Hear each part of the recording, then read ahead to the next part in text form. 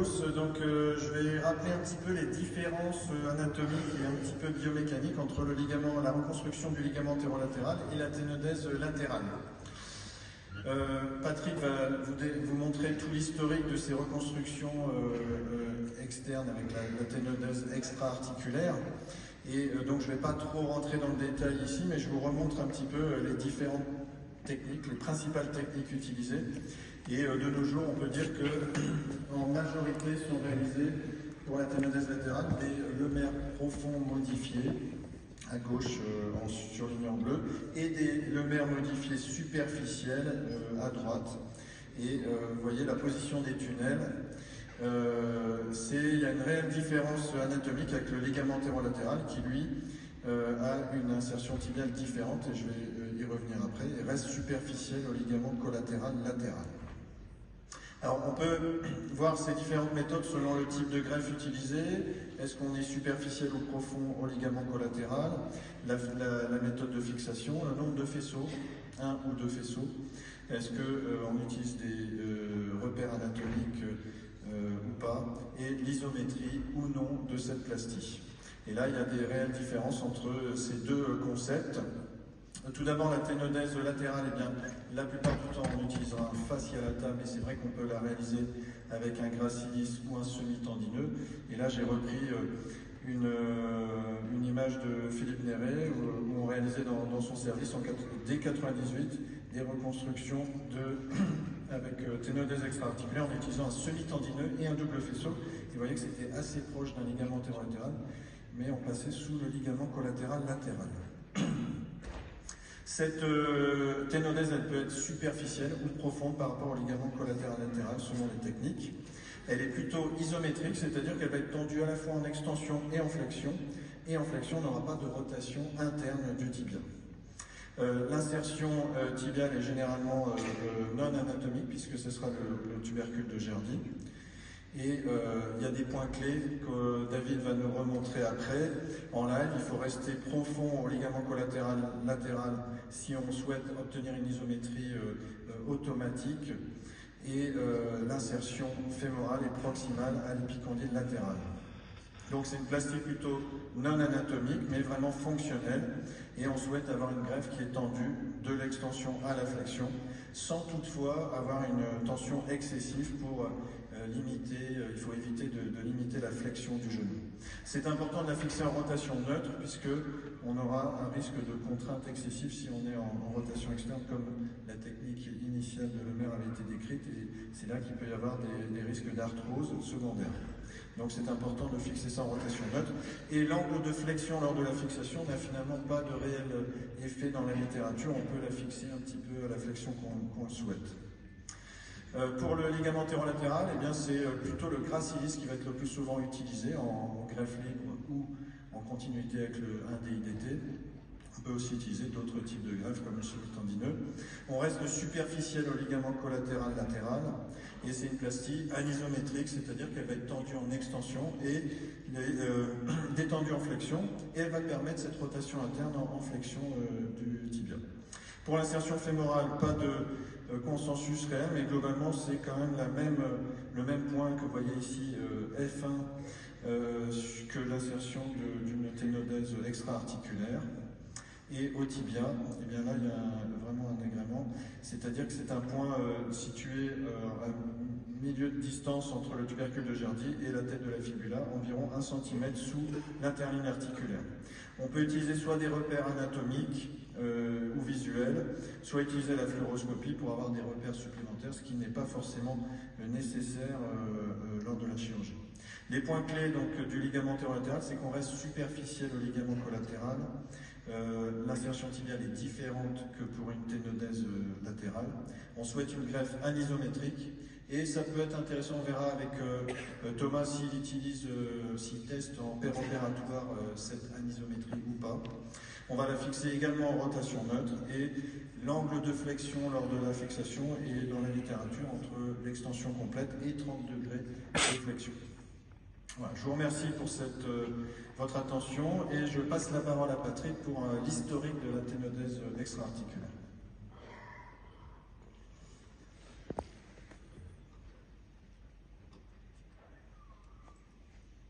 va faire un bref historique et puis je vais faire un rappel basé sur la littérature sur ce qu'on peut faire actuellement. En introduction, vous savez que ce plan antérolatéral, il a intéressé les chirurgiens, et notamment les anatomistes, puisque c'est un Français, et il faut le reconnaître, qui a le premier décrit ce problème antérolatéral avec cette fracture dite de second qu'on connaissait bien, qui était vraiment pathognomonique de la rupture du ligament croisé antérieur, à une époque où il n'y avait pas d'IRM. Je vous rappelle qu'il y avait des radiographies, et déjà on s'intéressait à cet aspect antérolatéral du genou.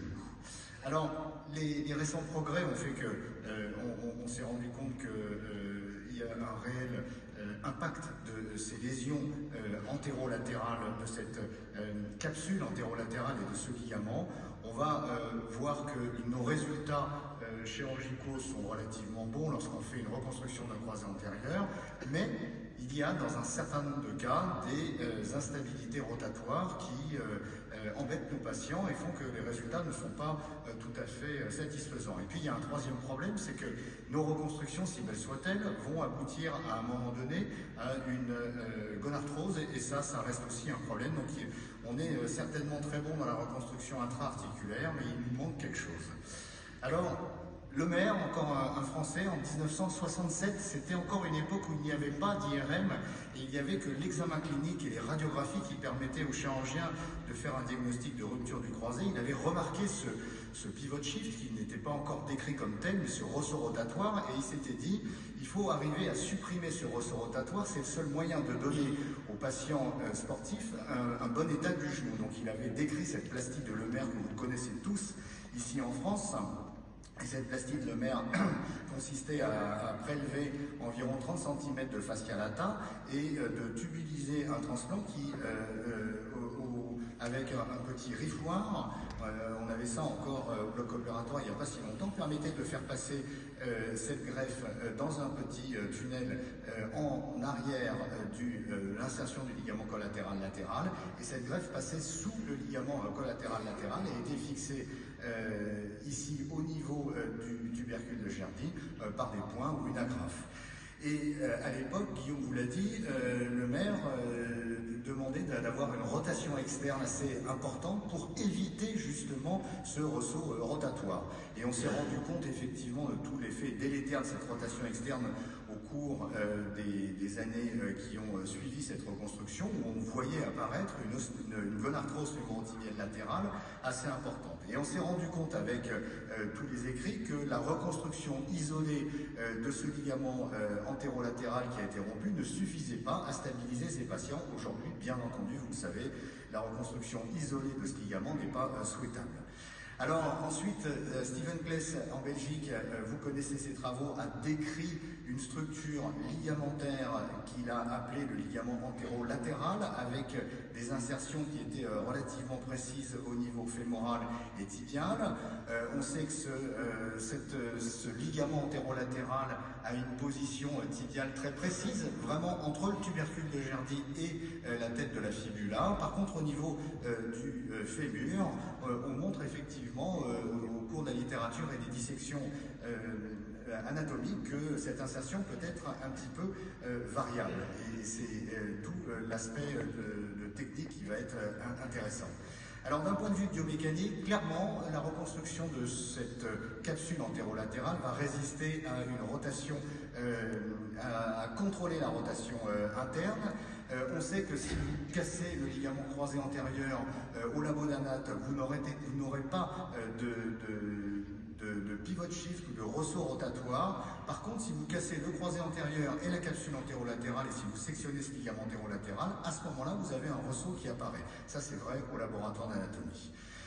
Donc ces reconstructions avec une méthode qui est non anatomique a été promue donc par Lemaire, et petit à petit on a vu que dans la littérature il y avait plusieurs techniques qui ont été introduites avec des variations en fonction des auteurs.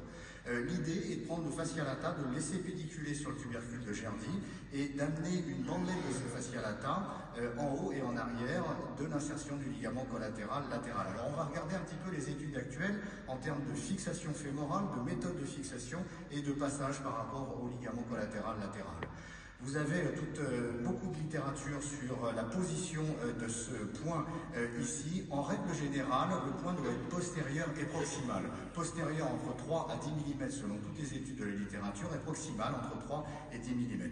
Certains auteurs utilisent les fibres de Kaplan comme référence et chez l'enfant, bien entendu, il faut utiliser l'amplificateur de voyance pour pouvoir faire une ténodèse qui est encore moins anatomique mais qui doit passer sous le cartilage de croissance de façon à éviter tout problème de croissance, bien entendu. La position de fixation, je crois qu'aujourd'hui tout le monde est d'accord pour dire qu'il faut fixer ces greffes avec un tibia en rotation neutre de façon à éviter toute surcontrainte. Pour ce qui est des méthodes de fixation, alors là, on peut utiliser tout ce que vous voulez. La méthode la plus commune, nous avions décrit avec Pascal Cressel dans le temps une technique qui consistait à faire un tunnel, que j'utilise toujours, avec une vis d'interférence, qui permet de fixer, mais vous pouvez utiliser tout ce que vous voulez, des agrafes, des encres, etc. Je vous mets juste en garde contre les agrafes. On a vu hier un dossier d'agrafes avec une hémarthrose qui persistait. Les agrafes, ça frotte sur le fascia latae, ça peut être gênant pour les patients, notamment lors de la reprise des activités sportives. Pour ce qui est du ligament collatéral-latéral, tout peut se faire, c'est-à-dire que la plupart des études quand même, et des auteurs préconisent de passer sous le ligament collatéral-latéral. On peut passer au-dessus. Il y a une seule étude anatomique et biomécanique dans la littérature, c'est Andrew Ennis et Andy Williams qui ont fait cette étude en 2017, qui montre cet effet de poulie, le poulet effect des anglo-saxons. Ça veut dire que ça provoque en fait une isométrie favorable, tendue en extension, détendue en flexion, ce qui permet d'avoir une rotation qui se fait automatiquement lors de la flexion du genou. Alors, on peut discuter, on va en discuter. C'est certain que le contrôle de la laxité rotatoire est bien fait par ces différentes techniques, ce que vous a montré Guillaume tout à l'heure, ou la technique avec le fascia lata, qu'on sait que la reconstruction combinée intra-articulaire du ligament croisé antérieur et d'un LET va réduire les forces dans le ligament croisé antérieur de 40 à 45%. Donc ça c'est intéressant, ça va protéger votre greffe et ça c'est prouvé dans la littérature d'un point de vue mécanique. Et enfin ça va aussi diminuer le risque de re-rupture. Vous l'avez vu ce matin, il y a eu des papiers qui ont été dit. Vous connaissez maintenant ce risque de rupture de greffe un peu plus élevé si on ne fait pas de geste antéro-latéral. Alors, pour moi, l'indication d'une plastie latérale, elle est relativement fréquente. C'est certain que lorsqu'on a un ressort rotatoire explosif, il faut aller vers cette reconstruction antérolatérale associée. Une laxité différentielle de plus de 10 mm impose certainement cette reconstruction antérolatérale. La présence d'une lésion méniscale médiale me paraît aussi une indication. Les athlètes de haut niveau ou les patients jeunes de moins de 25 ans, c'est certain qu'on va aussi leur faire une reconstruction antérolatérale. La révision, ça on l'avait dit dans les différents symposia de la SFA, ça paraît une technique relativement sûre pour éviter tout problème. Et récemment, avec les travaux de David, c'est sûr que la pente tibiale excessive, eh ben, il faut y réfléchir. Aujourd'hui, on n'a pas d'indication à faire une ostéotomie de déflexion dans un premier cas de rupture du ligament croisé antérieur. C'est peut-être l'indication d'un LET associé. Voilà, je vous remercie. Je pense qu'on va pouvoir maintenant avoir une vision du Skylab. Est-ce que vous m'entendez? David, Thomas, bonjour. On vous entend. Merci d'être là. Vous êtes magnifiques là tous les deux. Je pense que, je ne sais pas si vous voyez, mais je pense que c'est déjà une bonne chose. Alors, vous avez prévu donc 2 techniques. Qui commence? A priori, moi, je vais commencer. Thomas, Parfait. va commencer. Thomas, est-ce que tu peux nous décrire ce que tu vas faire? Alors, merci déjà à tous pour cette invitation et merci à l'équipe de Swiss pour nous permettre de montrer un peu ces lives. On va attaquer par un ligament antérolatéral. Alors, moi, j'aime bien avoir un ligament antérolatéral qui est indépendant de ma greffe du LCA. En fait, c'est comme une option du coup qui peut se rajouter à n'importe quelle technique que vous utilisez au quotidien. Donc, finalement, il n'y a pas besoin de changer votre technique. Et si vous utilisez notamment de l'inside out, vous pouvez tout à fait le faire. Et ça rend pas mal de service. Alors, j'ai essayé pas mal de techniques, parce que ça fait quand même quelques années qu'on en fait. Et là, plus récemment, on a décrit cette technique en laissant le gracilis pelliculé, donc pour vous montrer ça. Et c'est des chirurgies qui seront en percutané. On peut attaquer de votre côté, c'est tout bon? C'est tout bon, on est à vos ordres. Alors, on a fait, on a déjà un petit peu anticipé, donc l'abord médial pour entre guillemets, le ligament croisé, on a prélevé le gracilis pour gagner un petit peu de temps. Donc l'idée, la première étape, c'est de faufiler votre gracilis. Donc on va vous faire ça, je vais vous prendre le petit loop, qui est Stéphane ici. Hop. Donc pour faufiler la greffe, pour aller plus vite, moi maintenant j'utilise des loops. Alors la petite astuce, je vais vous montrer pour avoir des greffes qui sont régulières. Vu qu'on a un petit peu le temps, que c'est des chirurgies qui sont quand même relativement rapides, on va prendre le temps pour vous montrer un petit peu tous les petites astuces, les petits tips and tricks. Donc les loops, c'est vraiment des choses qui permettent aujourd'hui d'aller assez vite et d'avoir des greffes qui sont régulières. Donc on vient la faufiler de manière tout à fait classique. Voyez, on se met au milieu, hop. Alors, je pense que c'est important d'avoir une bonne technique pour faufiler les greffes, parce que notamment quand vous allez faire les reconstructions multiligamentaires, des fois ça peut être des sujets qui posent problème. Vous voyez, la petite astuce, c'est qu'il ne faut jamais s'arrêter là en bout, parce que si vous tirez, en fait, vous allez arracher votre dernier nœud. Donc la petite astuce, c'est que vous revenez en arrière, hop, et puis là, tout simplement avec un bistouri, qui doit être ici, merci David. Vous allez couper un des brins et puis en fait vous allez repiquer dans le même sens. Vous revenez du bas vers le haut, toujours en arrière de vos poings. Et ça vous permet, vous voyez, d'avoir un brin de chaque côté. Donc quand vous allez tirer votre greffe dans votre tunnel, vous n'aurez pas une greffe qui va se mettre en drapeau et qui va vous embêter. Et du coup, vous voyez, quand vous la tirez, elle est parfaitement équilibrée. Et ça, c'est le premier petit tips and tricks, qui est général pour la préparation des greffes, mais qui permet d'avoir une greffe équilibrée. Vous voyez, ça fait pas un bon boudin à la fin, donc du coup, on risque pas de bloquer. Voilà. Une fois qu'on a fait ça, on va couper la petite aiguille. Thomas, est-ce qu'il y a une longueur minimum requise pour cette plastie? Non, alors c'est tout l'avantage, vous allez voir, on va faire une boucle et du coup, entre guillemets, on a toujours suffisamment de longueur avec des gracilis. Globalement, quand même, il faut je pense, au moins 15 cm, mais qu'on a tout le temps largement pour pouvoir le faire. Donc vous vous souciez pas de la longueur, vous prenez exactement ce que vous avez et en général, il n'y a aucun problème avec ça. Alors, l'étape ensuite, vous allez faire votre ligament croisé antérieur, bien évidemment. Il faut toujours faire le croisé antérieur avant de faire les ténodèses latérales. L'idée, c'est de restaurer votre centre de rotation avant de fixer des ténodèses latérales, parce qu'autrement, vous allez fixer une ténodèse latérale sur un genou qui est, entre guillemets, pas forcément réduit au niveau de centre de rotation, et du coup, qui va pas être biomécaniquement favorable. Alors, ensuite, dans l'idée, on va se déplacer sur la face latérale du genou. Je ne sais pas si vous me voyez, là, c'est bon la caméra? C'est très bien. Voilà, essayez de filmer peut-être un peu plus derrière moi, voilà. Donc en gros, l'idée c'est d'avoir les repères. Alors là, on n'a pas de bol, on est tombé sur une dame un peu forte. C'est pas vraiment le profil qu'on a au bloc opératoire, mais on peut en avoir. Donc l'idée, ça va être de repérer votre épicondyle. Alors, vous n'êtes pas obligé, vu que c'est du percut, d'être super précis, je vais vous montrer. Donc on va considérer qu'il est là, voilà. Ensuite, vous allez repérer votre tubercule de Gerny, qui doit être à peu près par là, et votre tête de la fibula, qui doit être à peu près là. Voilà. Là, ensuite, le repère d'après, c'est l'interligne articulaire, qui est à peu près ici. Donc là, vous voyez, c'est à peu près ce qu'on vous a présenté sur les topos théoriques.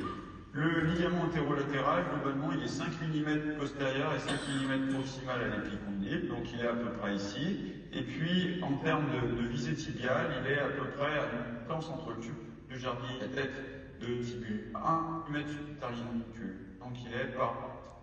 Ce qu'il faut savoir, vous voyez la direction qu'il va avoir par rapport à un lomère. Si vous voyez mon stylo, il est beaucoup plus vertical que le lomère. Donc du coup, la force de vecteur horizontal, la pente horizontale, elle est bien moins importante et du coup, on a moins de baisse, ce qui fait que le ligament